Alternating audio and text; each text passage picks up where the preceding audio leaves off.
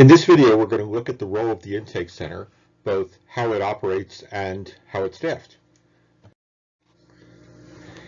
Intake, again, will take place at Calvary Community Church at 13th and Broadway. The church is very generous in contributing use of its fellowship hall for the entire sheltering season, and this provides a single point of contact for potential guests. All guests must go through the intake process unless an exception is approved by the shop team. For example, guests helping with moving on Sunday or helping with setup. At the intake center, we do not provide any food services other than water, and we don't provide clothing except for emergency supplies. Often when we have more guests than we have room for, we will try to provide some clothing, make sure they have a coat or potentially a sleeping bag if we have them available, but that's pretty much it. The intake process includes 3 steps. First is the information collection and agreement to the rules. Second is nightly registration, and third is property storage. And I'm going to go over all 3 of those. Information collection takes place the first time that a guest signs in with SafeSpace, and we collect some basic information about the person, a little bit of medical information on a pet if they have one. And at the time that the guest information is collected, a potential guest must also agree to follow SafeSpace's rules. So those will be read to the guest by a volunteer. The guest will sign the form, which will be then kept for the remainder of the SafeSpace season. Guests who have been excluded for violation of the rules will also be required to agree to the rules again before being allowed back into the program. Guests must register each night that they're planning on staying with us, and nightly registration determines the specific individuals who are sheltered on any particular night. Guests who have successfully stayed at the shelter the previous night are automatically pre-registered, so we start with that list. Guests who were not pre-registered, that is, they did not stay with us the previous night, are placed on a wait list and then allowed in on a space available basis. Guests must, emphasize must, agree to allow most of their personal property to be stored overnight. If they do not want to store their property, they are not allowed to stay at SafeSpace. So during the property storage process, all personal items are bagged, with the exception of a few items that are allowed in the shelter. Those are things they would need that night: their wallet, smoking materials, phone, reading material, things like that. But any exception has to be approved by the shop manager and must be logged, and it's only good for that night.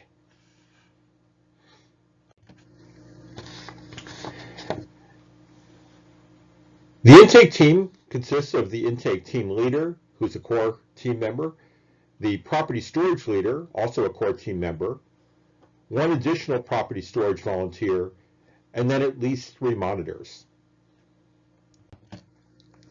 The intake team leader is responsible for all operations of the intake center and oversees both the property storage and monitor volunteers.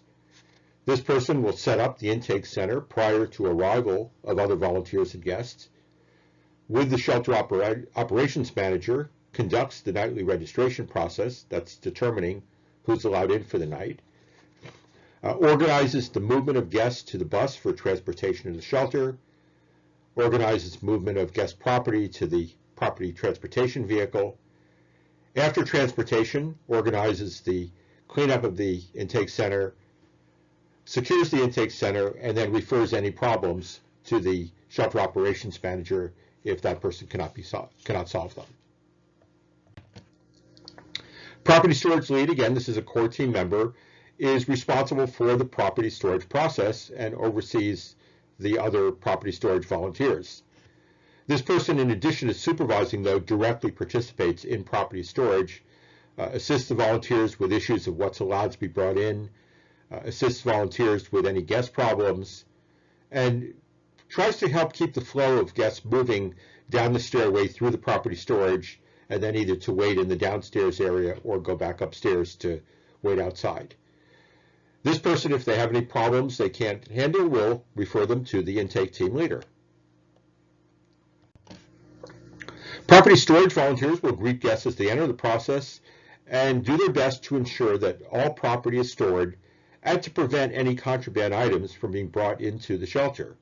This is where the safe comes into safe space, keeping things out of the shelter that don't need to be there. The volunteer will assist guests with placing belongings into the storage bag, provide the storage bags the clear bags for allowed items, answer any guest questions, and refer any problems to the property storage lead as needed.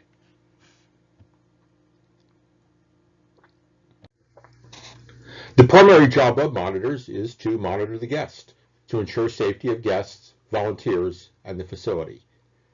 They might be assigned either upstairs or downstairs, and wherever they're assigned, they should walk around, communicate with guests, and assist them as needed.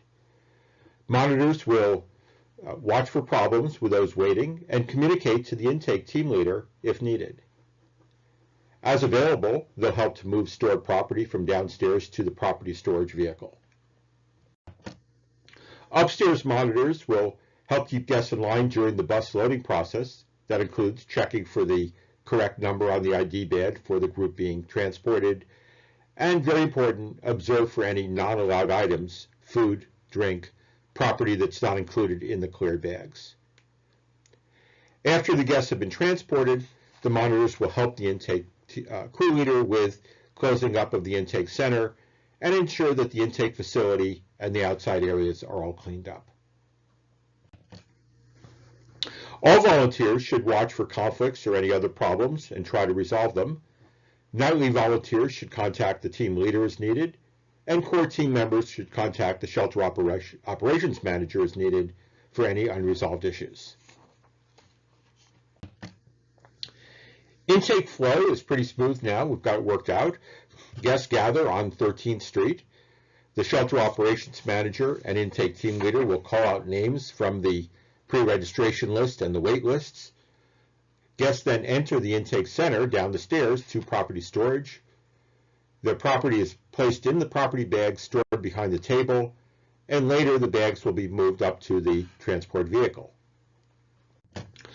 Following property storage, this depends on the weather, guests may elect to wait in the waiting area, or they can come outside and wait until they're called for transportation.